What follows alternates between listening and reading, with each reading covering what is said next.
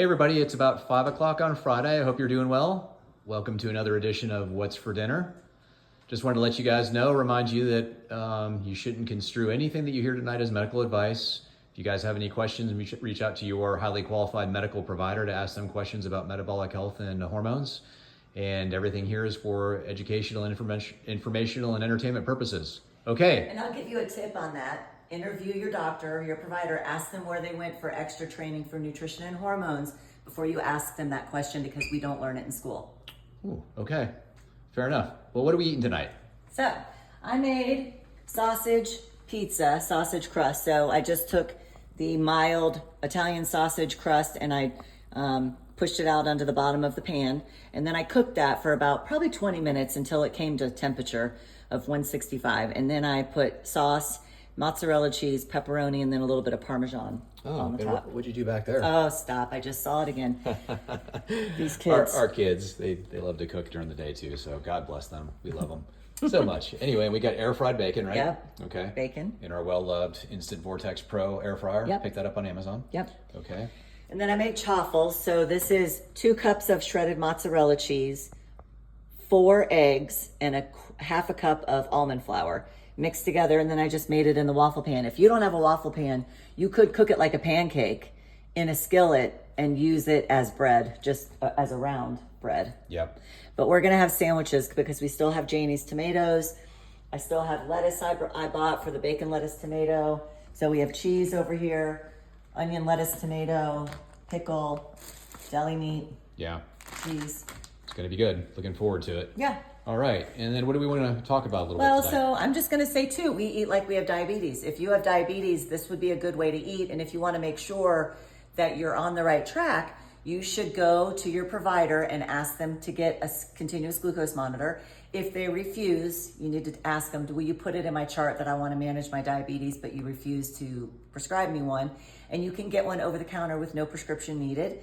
The Stellos, Stelo, the Dexcom, and you eat your way, and then you eat this way and see which one spikes your sugar less. Yeah.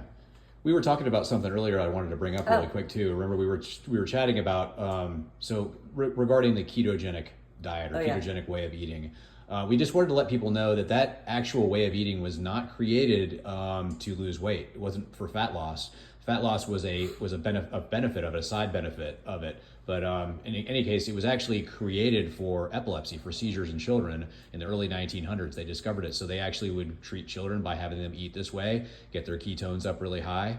And you wanted to talk a little bit about that because you had some numbers. Yeah, well, and back in that time frame, we had diabetics eat like this because there was no insulin. As soon as insulin was invented, this diet went out the door. Yeah. So, but yeah, if they did the first day at the San Diego conference was on psychiatric, so schizophrenia, mental illness like bipolar, anxiety, depression, OCD. Low carb has been significantly shown to help that. However, to get into a real ketogenic diet for epilepsy and psychiatric stuff, you have to have your ketones kind of high. And so for psychiatric, Dr. Georgia Ede measured at 0.5 and most of that worked, but somebody else measured at 1 or 0.8. So in order to get ketones like that, you have to eat fat more than protein, which is very hard. Yep. The people using it for epilepsy, it is very difficult to get all that fat in. But that's how you make ketones, and it's the ketones that prevent seizures. Yeah, and so high ketone counts. And remember, just don't forget though too, because a lot of providers get confused with the difference between ketosis and ketoacidosis. Okay, so ketoacidosis, your levels would have to be like a 5. It would be very difficult for you or me or anybody who's not a diabetic, to get themselves into ketoacidosis through nutrition. Yeah, but providers get scared because when you say I'm in nutritional ketosis, they automatically think ketoacidosis. Yeah, and I just bring this up, guys, because Teresa was just talking about how, between basically a 0.5 and 0.8 to 1 or below is a very high ketone count, but you need that for that therapeutic dose in order to help with the mental illness and the seizures. Yeah. But just to show you how far that is off, though, from a 5, which is or above, is ketoacidosis. Right. So, anyway. All right. So I was just going to talk about a 60-year-old female I saw back in the office on Thursday. And She's doing amazingly well, and she started everything but testosterone. She did not want to get into the testosterone side effects, which are hair growth, facial hair growth.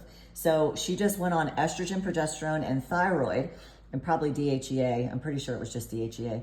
And she's feeling amazing. Her husband is like, you're a new person. She just feels amazing. And so she was reminding me that she started gaining weight. She went to her primary doctor and asked what she could do. She was told it's just because you're old, you're aging, and just exercise more and minimize your calories.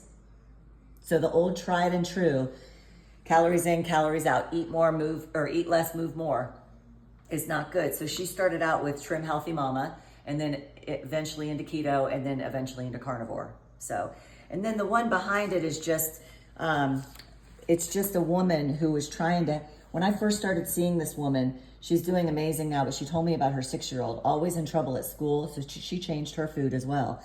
She had to get a note from the pediatrician for school to let her not eat sugar at school. And symptoms improved when her diet improved. She had issues all year last year in school. This year, so far, not much. She's in much less trouble this year. And last year, they wanted her to get put on meds.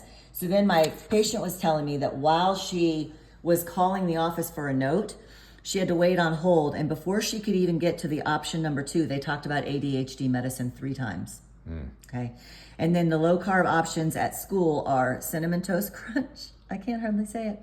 Apple juice, yogurt, sausage croissant, and chocolate milk. So the only thing in here not sugar is the sausage. Yeah. Okay, so that's their low sugar options at school. Well, that's not really saying much, is it? No, and they have to eat that way if they, oh, and I know she didn't want her daughter eating free breakfast and free lunch. She sent her with stuff.